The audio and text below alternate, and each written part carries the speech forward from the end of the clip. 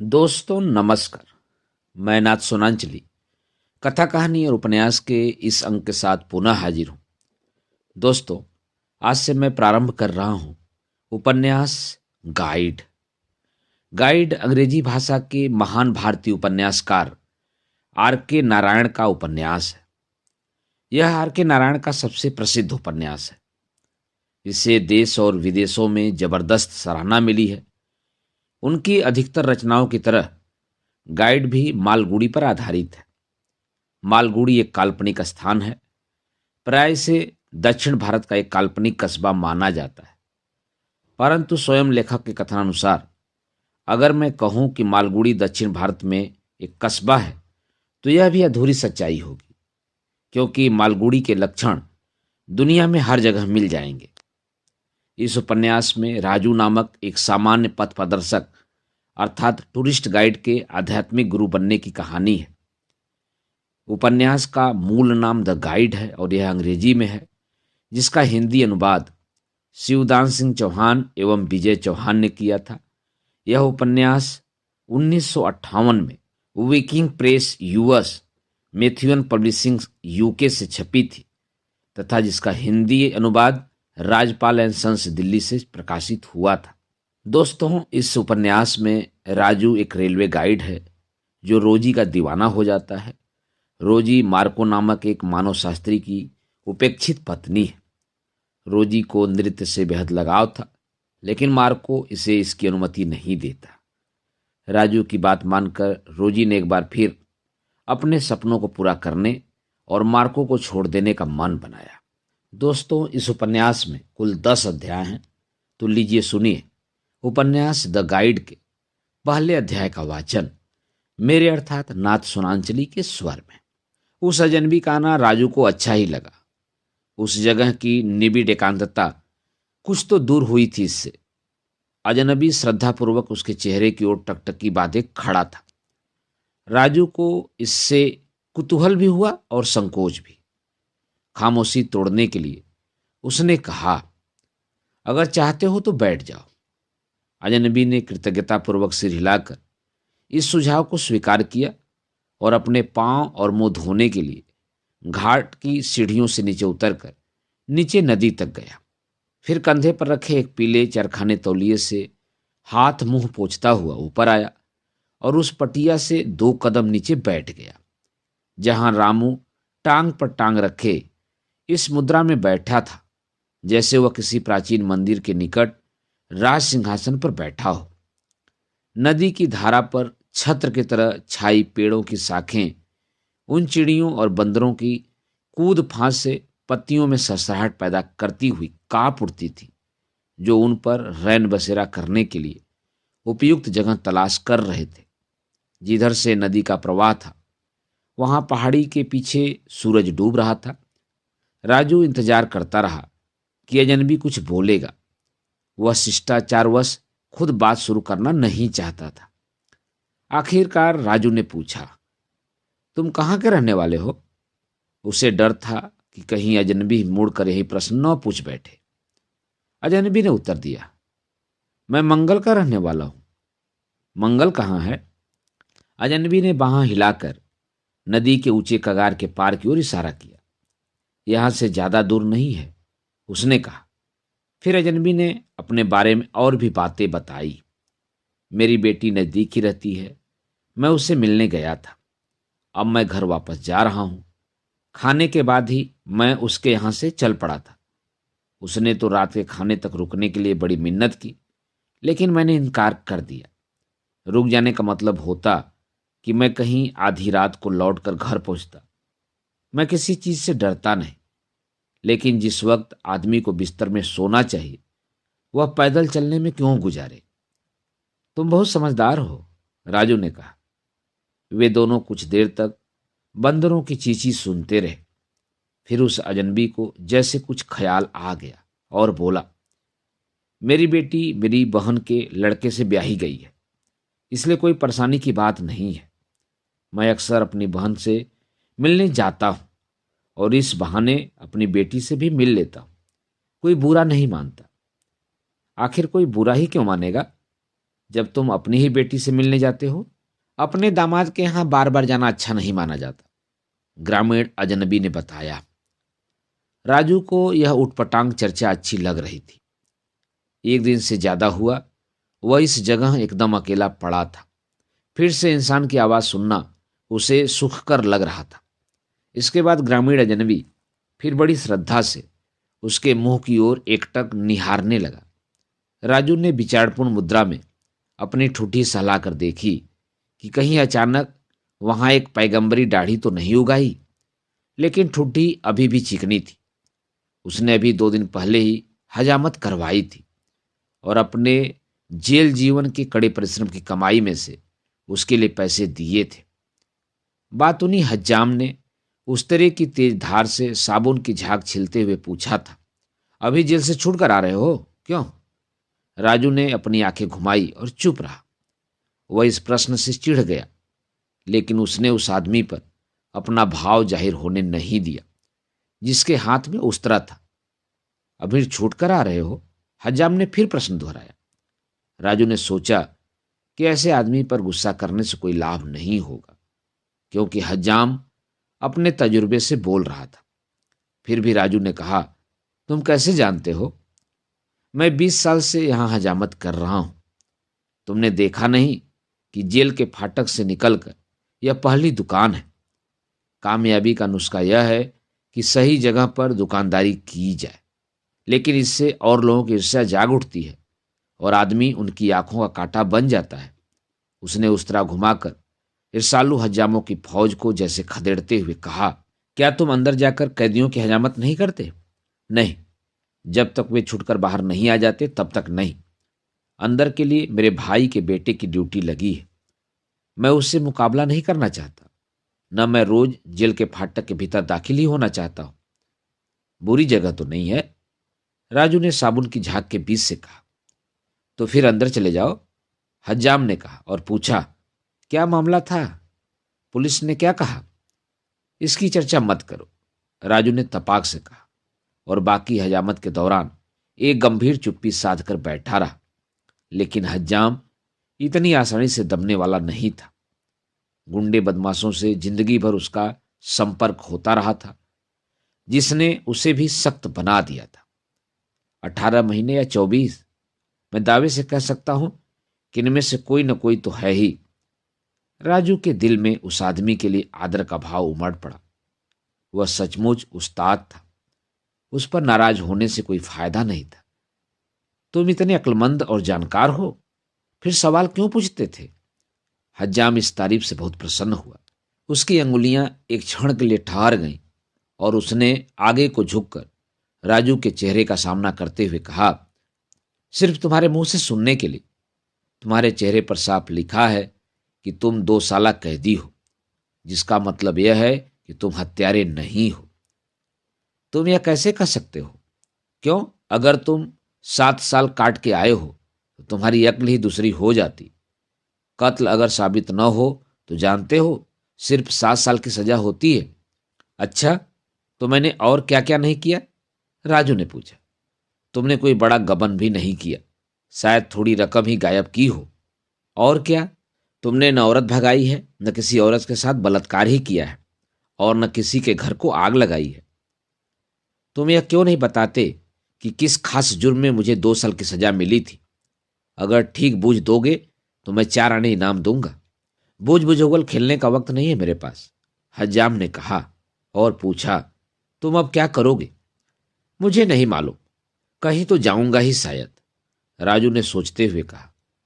अगर तुम लौटकर अपने जेल के साथियों के पास जाना चाहते हो तो फिर बाजार में जाकर किसी की जेब क्यों नहीं काटते, या किसी घर के खुले दरवाजे में घुसकर कोई रद्दी सद्दी चीज ही क्यों नहीं उठाकर चलते बनते, जिससे लोग शोर मचाकर पुलिस को बुला ले। फिर तो तुम जहां जाना चाहते हो वहां पहुंचाने का जिम्मा पुलिस पर रहेगा। बुरी जगह तो नहीं है, राजू ने जेल की चारदीवारी से सिर हिलाकर इशारा करते हुए कहा। वहां लोग दोस्ताना ढंग से पेश आते हैं, लेकिन 5 बजे तड़के जगाए जाने से मुझे सख्त नफरत है। हाँ, वह एक ऐसा वक्त होता है जब शायद चोर रात की कारगुजारी के बाद सोने के लिए घर वापस आता है। हजाम ने संकेत से लांछन लगाया। अच्छा, अब उठो, हजामत हो गई, उसने उस तरह रखते हुए कहा। अब तो तुम एक महाराजा दिखाई देते हो। हजाम ने कुर्सी से जरा हटकर उसका निरीक्षण करते हुए कहा। निचली सीढ़ी पर बैठा ग्रामीण अजनबी सर उठाकर राजू के चेहरे की ओर इस श्रद्धा भाव से देख रहा था कि राजू को यह बात खटकने लगी। तुम मेरी ओर ऐसे क्यों देख रहे हो? उसने जल्दी से पूछा। अजनबी ने उत्तर दिया, मैं नहीं जानता। मैं आपको नाराज नहीं करना चाहता स्वामी। राजू सच सच कह देना चाहता था। मैं यहां पर इसलिए हूं क्योंकि मेरे पास जाने के लिए कोई जगह नहीं है। मैं उन लोगों से दूर रहना चाहता हूं जो मुझे पहचानते हैं। लेकिन वह हिचकिचाया, सोचता रहा कि इस बात को कैसे कहा जाए। उसे लगा कि उसने अगर जेल का नाम भी लिया तो उस अजनबी की हार्दिक भावनाओं को गहरी ठेस लगेगी। उसने फिर कोशिश करनी चाहिए। मैं उतना बड़ा आदमी नहीं हूं जितना तुम सोचते हो। मैं दरअसल बहुत मामूली आदमी हूं। लेकिन वह अभी शब्दों के लिए मन टटोल ही रहा था कि अजनबी बोला, मेरे सामने एक सवाल है स्वामी। मुझे बताओ, क्या सवाल है? राजू ने दूसरों की मदद करने की अपनी पुरानी आदत से लाचार होकर पूछा। यात्री आपस में एक दूसरे से उसकी सिफारिश करते हुए एक बार जरूर कहते थे, अगर राजू तुम्हारा गाइड हुआ तो तुम सब कुछ जान जाओगे। वह न सिर्फ तुमको हर दर्शनीय स्थान दिखा देगा बल्कि और सब बातों में भी तुम्हारी मदद करेगा।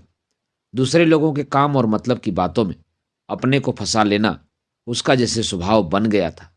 नहीं तो, राजू ने सोचा, मैं भी हजारों और लोगों की तरह नॉर्मल आदमी होता जिनकी जिंदगी में फालतू चिंताएं नहीं होती। रोजी न होती तो मेरी जिंदगी में ये मुसीबतें कभी शुरू न होती।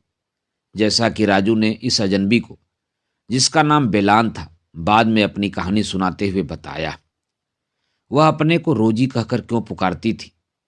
वह विदेशी नहीं थी, वह तो खालिस हिंदुस्तानी थी, जिस पर देवी, मीना, ललिता या वे हजारों नाम जो हमारे देश में चलते हैं खूब फपते। लेकिन उसने अपने लिए रोजी नाम ही चुना। यह नाम सुनकर यह मत सोचना कि वह स्कर्ट पहनती थी या उसने मेमो की तरह बाल कटा रखे थे। वह एक नर्तकी थी और हमारे देश की परंपरावादी नर्तकियों की तरह ही दिखती थी। वह चटकीले रंगों की सुनहरी गोटा लगी साड़ियां पहनती थी, अपने घुघराले बालों की बेड़ियां गूंथकर उनमें फूल मालाएं बांधती थी, कानों में हीरे की इयरिंग और गले में सोने का हार पहनती थी। मैंने पहली बार मौका पाते ही उससे कहा था कि वह कितनी महान नर्तकी है और वह किस तरह हमारी सांस्कृतिक परंपरा को आगे ले जा रही है, और यह सुनकर वह बहुत प्रसन्न हुई थी। तब से हजारों लोगों ने उसे यह बात कही होगी, लेकिन इस पंक्ति से मैं सबसे पहला आदमी था। और नर्तकी नर्तकी तो शायद सबसे ज्यादा। वे शायद हर घंटे बाद यह सुनना पसंद करते हैं कि उनके अंग ताल और लय पर कैसे थिरकते हैं। मुझे जब भी अकेले में उसके पति की नज़रों से बचाकर उसके कान में फुसफुसाकर कुछ कहने का मौका मिलता था, मैं उसकी कला की खुले दिल से तारीफ करता था। ओह, उसका पति भी कैसा आदमी था! मैंने आज तक अपनी जिंदगी में उससे ज्यादा विचित्र आदमी नहीं देखा। अपने को रोजी के नाम से पुकारने की बजाय यह ज्यादा संगत होता अगर वो अपने पति को मार्को पोलो कहकर पुकारती। उसका लिबास एक ऐसे आदमी जैसा था जो फौरन किसी सुदूर अभियान पर जा रहा हो। उसका मोटा रंगीन चश्मा, मोटा जैकेट, मोटा टोप, जिस पर हमेशा एक हरा चमकीला वाटरप्रूफ खोल चढ़ा रहता था, इन सब से लैस उसकी शक्ल एक अंतरिक्ष यात्री जैसी लगती थी। बेशक मुझे यह बिल्कुल नहीं मालूम कि असली मार्को पोलो की शक्ल कैसी थी, लेकिन पहली बार उस पर नजर पड़ते ही मेरी इच्छा उसको मार्को कहकर पुकारने की हुई, और तब से और किसी नाम के साथ मैं उसका संबंध नहीं जोड़ सका हूं। उस दिन जब पहली बार रेलवे स्टेशन पर मेरी नज़र उस पर पड़ी तो उसी क्षण मैं समझ गया कि मुझे जिंदगी भर के लिए एक ग्राहक मिल गया है। एक गाइड आखिरकार जिंदगी भर ऐसे आदमी के संपर्क में आने की तलाश में रहता है जो हमेशा एक अस्थायी पर्यटक के लिबास में रहना पसंद करता हो। तुम शायद जानना चाहो कि मैंने क्यों और कब गाइड का पेशा अख्तियार किया। मेरे गाइड बनने का तो वही कारण था जिस कारण से कोई सिंगर, कुली या गार्ड बनता है। मेरे भाग्य में यही लिखा था। रेलवे से संबंध रखने वाली इन मिसालों पर हंसने की जरूरत नहीं है। बहुत बचपन में ही रेलवे मेरे रक्त में घुल मिल गई थी। जबरदस्त आवाजें करते हुए और धुआं उगलते हुए इंजन मेरी चेतना को जैसे इंद्रजाल में बांध लेते थे।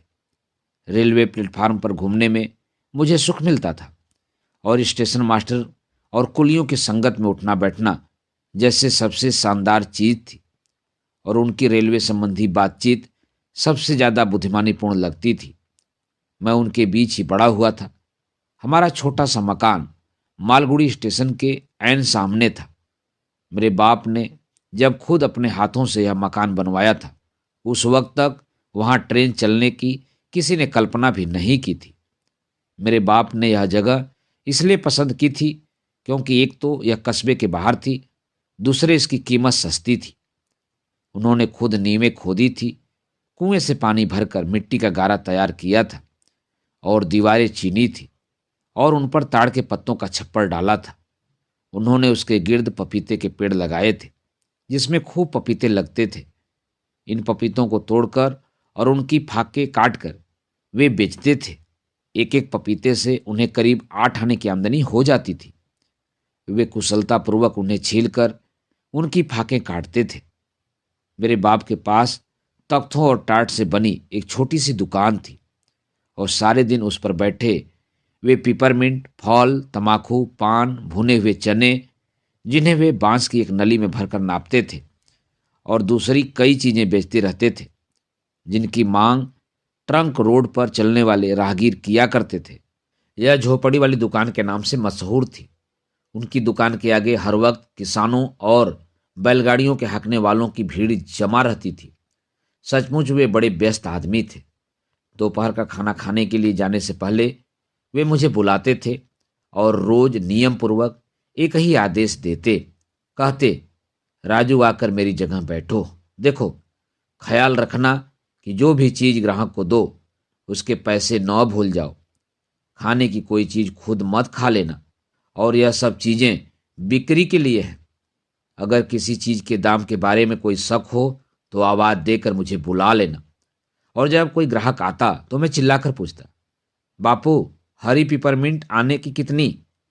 3। मेरे बाप घर के भीतर से ही कौर चबाते हुए चिल्लाकर जवाब देते। लेकिन अगर पौने आने की खरीद रहा हो तो उसे वे रियायत के बतौर कोई मुश्किल सा अनुपात बताते जो मेरी समझ में कभी न आता। मैं ग्राहक से मिन्नत करके सिर्फ आधा आना ही लेता और उसे 3 पिपरमिंट पकड़ा देता।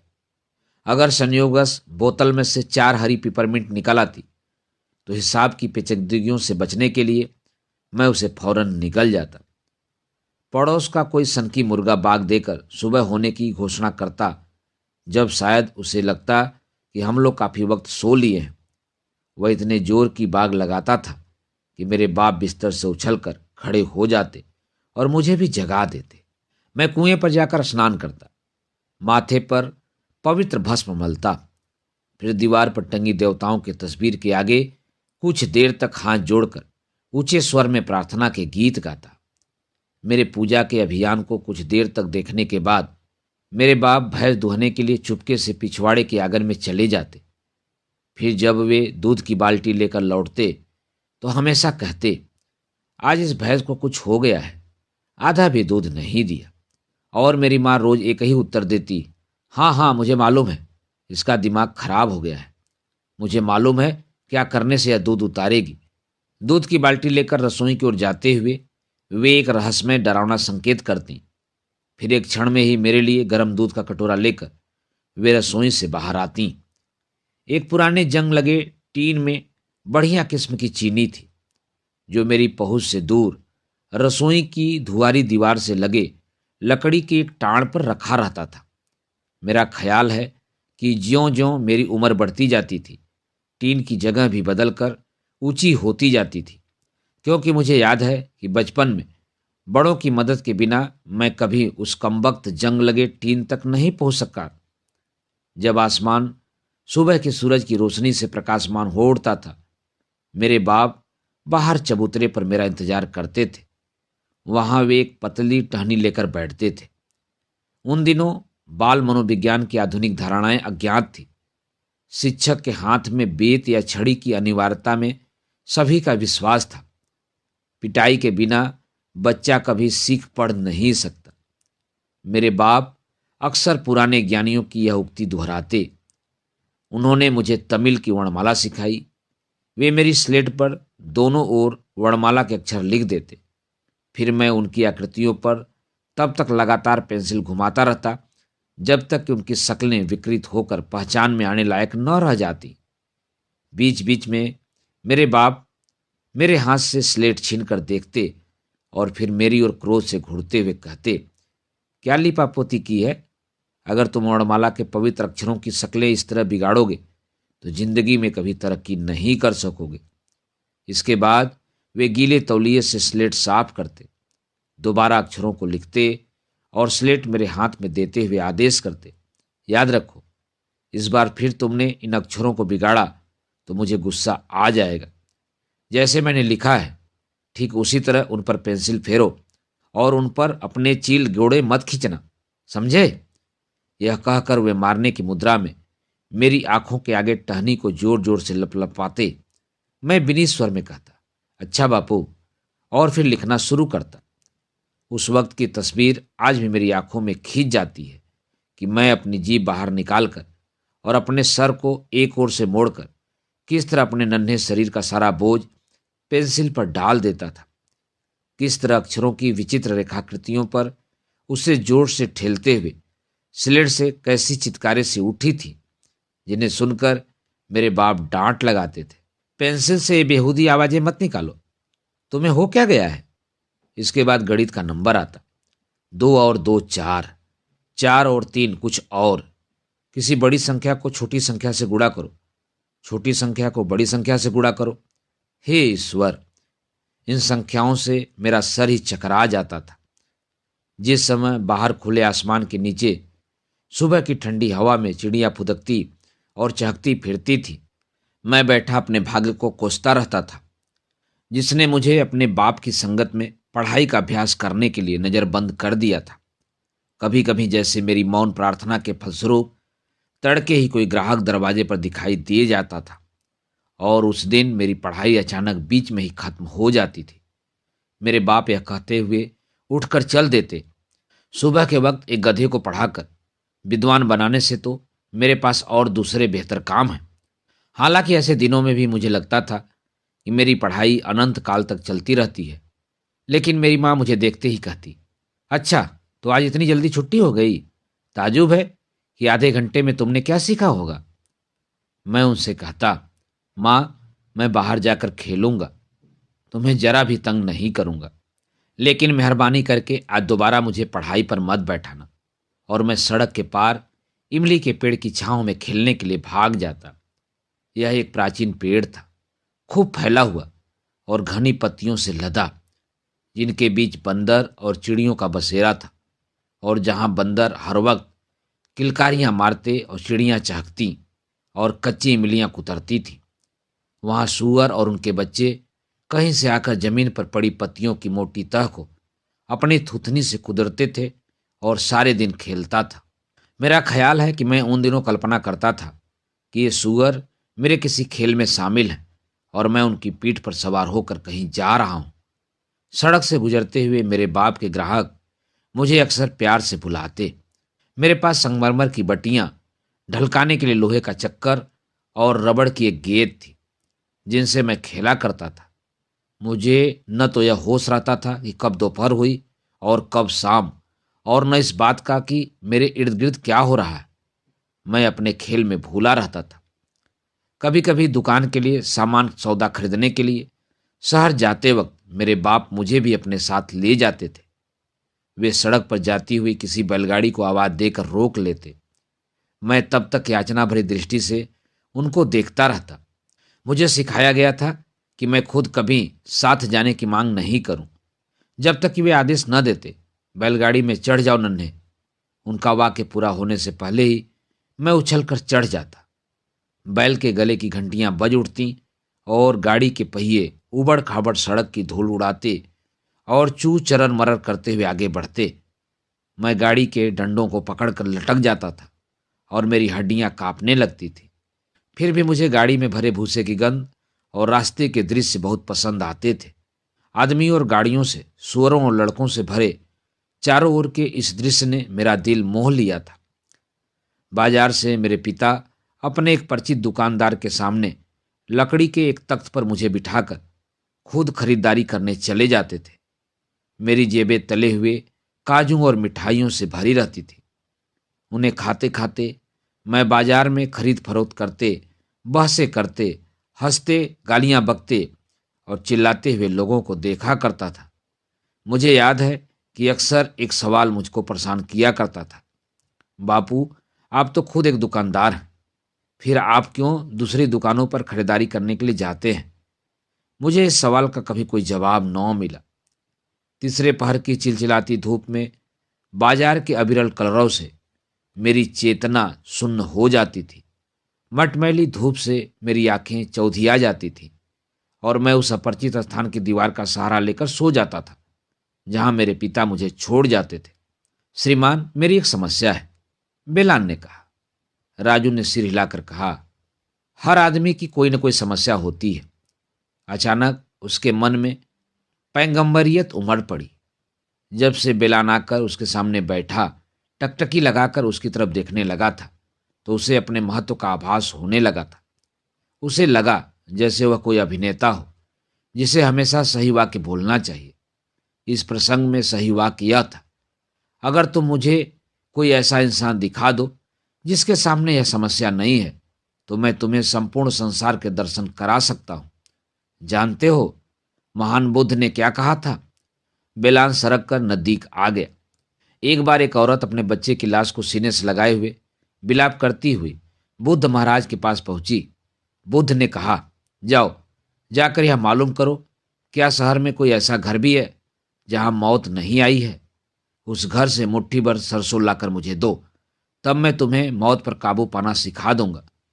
बिलान ने जीभ तालू से सटाकर ची ची की आवाज की और पूछा, और मरे हुए बच्चे का क्या हुआ श्रीमान? मां को मजबूर होकर बच्चा दफनाना पड़ा, और क्या? राजू ने जवाब दिया। हालांकि मन ही मन उसे इस तुलना पर संदेह हो रहा था। अगर तो मुझे एक भी ऐसा घर दिखा दो जहां लोग समस्याओं से मुक्त हो चुके हों, तो मैं तुम्हें सारे संसार की सभी समस्याओं से छुटकारा पाना सिखा दूंगा। बेलान इस भारी भरकम वक्तव्य से प्रभावित हुआ। उसने झुककर प्रणाम करते हुए कहा, श्रीमान, मैंने आपको अपना नाम नहीं बताया। मैं बेलान हूं। मेरे पिता ने अपनी जिंदगी में 3 शादियां की थी। मैं उनकी पहली पत्नी का सबसे बड़ा लड़का हूं। उनकी तीसरी पत्नी की सबसे छोटी लड़की भी हमारे साथ ही रहती है। गृहस्वामी होने के नाते मैंने घर में उसे हर सुख सुविधा दे रखी है। एक लड़की को जितने भी गहनों और कपड़ों की जरूरत हो सकती है, मैं उसे खरीद कर देता हूं। लेकिन बेलान अंतिम आश्चर्यपूर्ण वाक्य कहने से पहले ही रुक गया। राजू ने उसकी बात पूरी की। लेकिन लड़की कृतज्ञ है। बिल्कुल ठीक श्रीमान, बेलान बोला। और तुमने उसके लिए जो लड़का ढूंढा है वह भी उसे पसंद नहीं है? बिल्कुल सच है श्रीमान, बेलान ने चकित स्वर में कहा। मेरे चचेरे भाई का बेटा बड़ा अच्छा लड़का है। शादी की तारीख भी पक्की हो गई थी। लेकिन जानते हैं श्रीमान, लड़की ने क्या किया? भाग गई। तुम उसे वापस कैसे लाए? राजू ने कहा। मैंने पूरे 3 दिन 3 रात उसे ढूंढने में लगा दिए। दूर किसी गांव के मेले की एक भीड़ में जाकर मैंने उसे पकड़ा। मंदिर के रथ को लोग खींच रहे थे। वहां 50 गांवों के लोग इकट्ठे थे। मैं भीड़ में हर आदमी का चेहरा देखने लगा। मेरी बहन कठपुतली का तमाशा देख रही थी। जानते हैं अब वह क्या कर रही है? राजू ने इस बार बेलान को कहानी पूरी करने के संतोष से वंचित नहीं किया। बेलान ने कहा, वह दिन भर कोठरी में बैठी कुड़ती रहती है। समझ में नहीं आता क्या करूं। हो सकता है उस पर कोई चुड़ैल सवार हो गई हो। बताइए उसका क्या इलाज करूं? आपकी कृपा होगी श्रीमान, राजू ने क्लांत दार्शनिक मुद्रा में कहा। ऐसी मामूली चीजें तो जिंदगी में होती ही रहती हैं। किसी भी बात से ज्यादा घबराना नहीं चाहिए। मैं तो उस लड़की का क्या इलाज करूं श्रीमान? उसे यहां ले आओ, मैं उससे बात करूंगा, राजू ने शान से कहा। बेलान खड़ा हो गया। उसने झुककर प्रणाम किया। और राजू के पैर छूने चाहे। राजू दूर हट गया। मैं किसी को ऐसा काम करने की इजाजत नहीं दे सकता। सिर्फ ईश्वर ही इस दंडवत प्रणाम का अधिकारी है। अगर हम लोगों ने ईश्वर का अधिकार छीनने की कोशिश की तो वह हमें नष्ट कर देगा। उसे लगा कि वह एक संत बनता जा रहा है।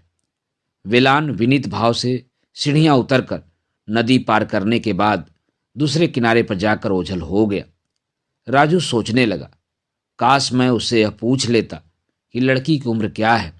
उम्मीद है कि वह दिलचस्प नहीं होगी। मैं जिंदगी में बड़ी मुसीबत झेल चुका हूं। रात होने तक वह नदी का प्रवाह देखता रहा। बीच बीच में पीपल और बरगद के पेड़ों की ससराहट प्रचंड और भयानक हो उठती थी। आसमान साफ था। राजू को और कोई काम नहीं था, इसलिए उसने तारे गिनने शुरू कर दिए। वह मन ही मन कहने लगा, मैंने मानव जाति की जो गहरी सेवा की है उसका पुरस्कार मुझे जरूर मिलेगा। लोग कहेंगे, यह वह आदमी जिसे आकाश के तारों की संख्या मालूम है। अगर नक्षत्रों के कारण कोई आफत उठ खड़ी होगी तो जाकर उसी से सलाह लो। वही रात के आसमान के बारे में तुम्हारा पथ प्रदर्शक बन सकता है। फिर वह अपने आप से कहने लगा, बेहतर होगा अगर मैं एक कोने में गिनती शुरू करूं और आसमान को टुकड़ों में बांटकर सारे तारों को गिन डालूं। मध्य आकाश से क्षितिज की ओर जाने का कोई फायदा नहीं, बल्कि क्षितिज से मध्य आकाश की ओर गिनना चाहिए। वह एक सिद्धांत का प्रतिपादन करने जा रहा था। उसने बाईं तरफ दूर नदी पार खजूर के पेड़ों पर खींची क्षितिज रेखा से गिनती शुरू की। 1, 2, 55। अचानक उसे एहसास हुआ कि गहरा देखने पर तारों का एक और पुंज दिखाई देने लगता है। वह गिनती भूल गया और वह आंकड़ों के जाल में उलझ गया। उसे थकान महसूस होने लगी और वह खुले आसमान के तले एक पत्थर की सील पर पैर फैलाकर सो गया। 8 बजे सुबह की धूप उसके चेहरे पर चमक रही थी। राजू की आंखें खुली तो उसने देखा, घाट की निचली सीढ़ी पर बेलान आदरपूर्वक खड़ा था। बेलान ने कहा, मैं अपनी बहन को ले आया हूं। और उसने 14 साल की एक लड़की को धकेल कर आगे कर दिया, जिसने कसकर बालों को चोटियों में बांध रखा था और गहने पहने थे। बेलान ने बताया, ये गहने मैंने अपने पैसों से खरीद कर इसे दिए हैं। आखिरकार यह मेरी बहन है। राजू आंखें मलता हुआ उठ बैठा। इतने सवेरे वह सांसारिक मामलों को सुलझाने की जिम्मेदारी लेने के लिए तैयार नहीं था। वह तत्काल एकांत जाकर नित्य कर्म से निपटना चाहता था। उसने बेलान और उसकी बहन से कहा, तुम लोग वहां जाकर मेरा इंतजार करो। बाद में राजू ने देखा कि वे लोग पुराने खंभों वाले हाल में उसकी प्रतीक्षा कर रहे थे। राजू एक चबूतरे पर बैठ गया। बेलान ने उसके सामने केलों, खीरों, गन्ने के टुकड़ों, तले हुए काजुओं से भरी एक टोकरी और दूध से भरा एक तांबे का बर्तन दिया। राजू ने पूछा, यह किस लिए है? श्रीमान, अगर आप यह भेंट स्वीकार कर लें तो हमें बहुत खुशी होगी। राजू बैठा टोकरी की तरफ ताकता रहा। इस भेंट से उसे अप्रसन्नता नहीं हुई। अब वह कोई भी चीज खा सकता था और हजम कर सकता था। उसने खाने पीने के मामले में नखरा न करना सीख लिया था। अतीत के दिनों में वह कहता, यह कौन खाएगा? मुझे सुबह के वक्त सबसे पहले इडली और काफ़ी चाहिए। ये चीज़ें बाद में चबाने के लिए ठीक हैं। लेकिन जेल की जिंदगी ने उसे किसी वक्त कोई भी चीज़ खा सकने की आदत सिखा दी थी। कभी कभी उसका कोई कैदी साथी किसी वार्डर की इच्छा से 6 दिन के बासी गोश्त की कचौड़ी छिपा कर ले आता, जिसमें तेल में से खटाई की बू आती। राजू को भी उसमें से हिस्सा मिलता। एक बार राजू ने तड़के 3 बजे उठकर बासी कचौड़ी खाई थी, ताकि दूसरे साथी उठकर हिस्सा न मांगने लगे। अब उसे जो चीज़ मिल जाती थी वह खा लेता था। उसने पूछा, आप मेरे लिए इतना कुछ क्यों कर रहे हैं? ये चीज़ें हमारे अपने खेतों की हैं। आपको भेंट देकर हमें गर्व का अनुभव हो रहा है। राजू को और ज़्यादा सवाल पूछने की जरूरत नहीं पड़ी। ऐसे मौक़ों पर अनुभव द्वारा वह पूरी तरह से काबू पाना सीख गया था। वह महसूस कर रहा था कि यह भक्तिभाव अवश्यंभावी ही था। क्षण भर के लिए वह उस भेंट को देखता रहा, फिर टोकरी उठाकर मंदिर के भीतर चला गया। दोनों जने उसके पीछे पीछे चले गए। राजू अंधेरे में आले में बनी एक मूर्ति के सामने जाकर रुक गया। यह 4 बाहों वाले एक लंबे देवता की मूर्ति थी, जिसके एक हाथ में चक्र था, दूसरे हाथ में राजदंड था। मूर्ति का सिर बड़े सुंदर ढंग से तराशा गया था, लेकिन एक शताब्दी से किसी ने इस मूर्ति की तरफ ध्यान ही नहीं दिया था। राजू ने धार्मिक भाव से टोकरी में रखी भेंट मूर्ति के चरणों पर रखकर कहा, यह इस देवता की पहली भेंट है। देवता को पहले भोग लगाकर हम लोग बचा कुचा खा लेंगे। जानते हो, ईश्वर को भेंट चढ़ाने के बाद खाने की चीजें कम होने के बजाय कितनी बढ़ती हैं। तुम्हें वह कहानी याद है ना? राजू ने प्राचीन काल के देवक नामक व्यक्ति की कथा सुनाई, जो प्रतिदिन मंदिर के फाटक पर भीख मांगा करता था और अपनी कमाई को खर्च करने से पहले देवता के चरणों में रख देता था। कथा पूरी करने से पहले राजू को एहसास हो गया था कि न उसे वह कथा याद आ रही है, न कथा का उद्देश्य याद आ रहा है। वह खामोश हो गया। बिलाल ने धैर्य से कथा जारी रखने की प्रतीक्षा करने लगा। वह आदर्श चेला था। अधूरी नसीहत या कथा से उसके दिमाग में कोई परेशानी नहीं होती थी। वह इन बातों को जीवन के विधान का अंग समझता था। जब राजू पीठ मोड़कर सांस से घाट की सीढ़ियों की तरफ जाने लगा तो बेलान और उसकी बहन भी उसके पीछे पीछे चल पड़े। बरसों पहले मेरी माँ ने जो कहानी मुझे सुनाई थी, वह मुझे कैसे याद आ सकती है। हर रोज रात को बापू दुकान बंद करके जब घर लौटते थे तो हम उनका इंतजार किया करते थे और माँ हमें कोई न कोई कहानी सुनाया करती थी। बापू की दुकान आधी रात तक खुली रहती थी। रोज शाम को सुदूर गांवों से बैलगाड़ियों के लंबे काफिले आया करते थे। इन गाड़ियों में नारियल, चावल और मंडी में बिकने के लिए किस्म किस्म का माल भरा रहता था। इमली के पेड़ तले गाड़ियों को खड़ा करके बैलों की गर्दनों पर से जुआ उतार दिया जाता था और गाड़ीवान 2 या 3 करके गपशप करने, खाना खाने और बीड़ी पीने के लिए हमारी दुकान में चले जाते थे।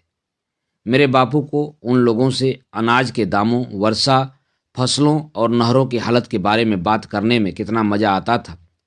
वे लोग पुरानी मुकदमेबाजियों का जिक्र भी किया करते थे। उनकी बातचीत में बार बार मजिस्ट्रेटों का, हलफनामों का, गवाहों का, अपीलों का जिक्र आता था। बीच बीच में हंसी ठाकों की आवाजें आती थी।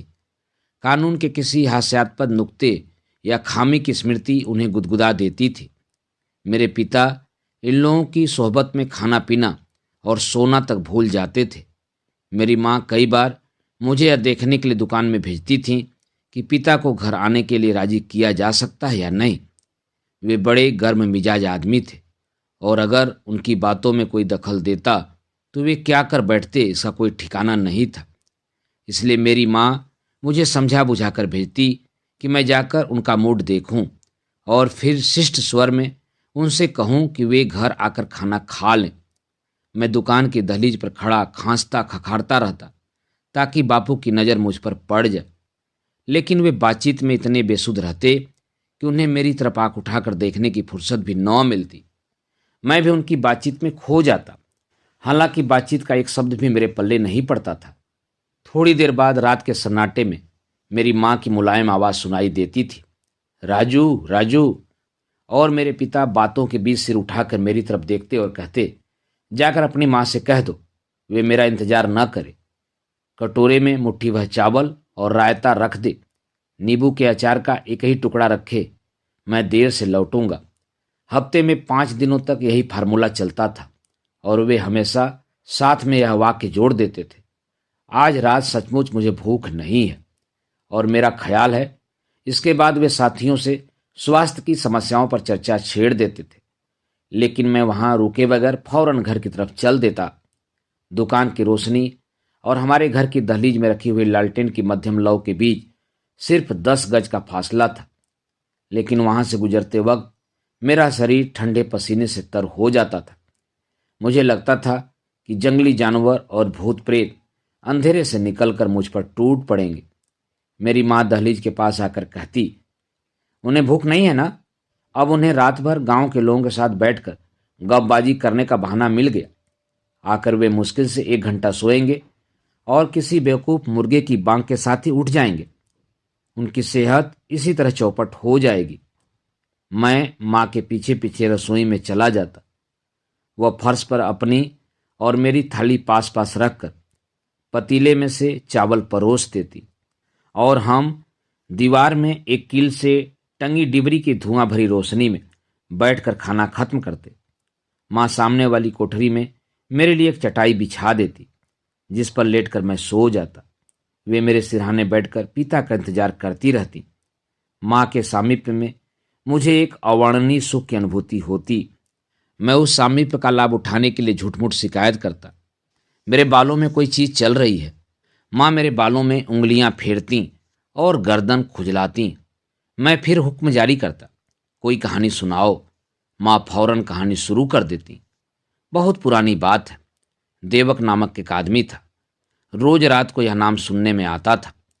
देवक हीरो या संत किस्म का आदमी था। उसके कारनामों की भूमिका समाप्त होने से पहले ही मुझे नींद आ जाती। राजू घाट की सीढ़ी पर बैठकर सुबह की धूप में चमचमाती हुई नदी की धार को देखने लगा। हवा की ठंडक ने उसके मन में एकांत पाने की इच्छा जगा दी। बेलान अपनी बहन के साथ धैर्यपूर्वक निचली सीढ़ी पर बैठा था। दोनों जने डॉक्टर के कमरे में बैठे प्रतीक्षाकुल मरीजों की तरह मालूम हो रहे थे। राजू के मन को अनेक व्यक्तिगत समस्याएं परेशान कर रही थी। अचानक यह सोचकर कि बेलान उस पर अपनी जिम्मेदारियां थोप रहा है, उसने साफ साफ कह दिया, बेलान, मैं तुम्हारी समस्याओं के बारे में नहीं सोचना चाहता।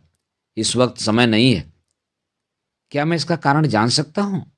बेलान ने विनीत स्वर में पूछा। बस कह जो दिया, राजू ने निश्चयात्मक स्वर में कहा। श्रीमान, मैं फिर कब आपको कष्ट दूं? राजू ने शान से जवाब दिया, जब उसका समय आए। बात समय की सीमा से निकलकर अनंत में विलीन हो गई। बेलान ने इस फैसले को स्वीकार कर लिया और जाने के लिए उठ खड़ा हुआ। राजू को उस पर तरस आया। वह खाद्य सामग्री के लिए कृतज्ञ था, इसलिए उसने बेलान को संतुष्ट करने के लिए पूछा, तुम अपनी जिस बहन का जिक्र कर रहे हो, क्या वह वही लड़की है? हाँ श्रीमान, वह वही लड़की है।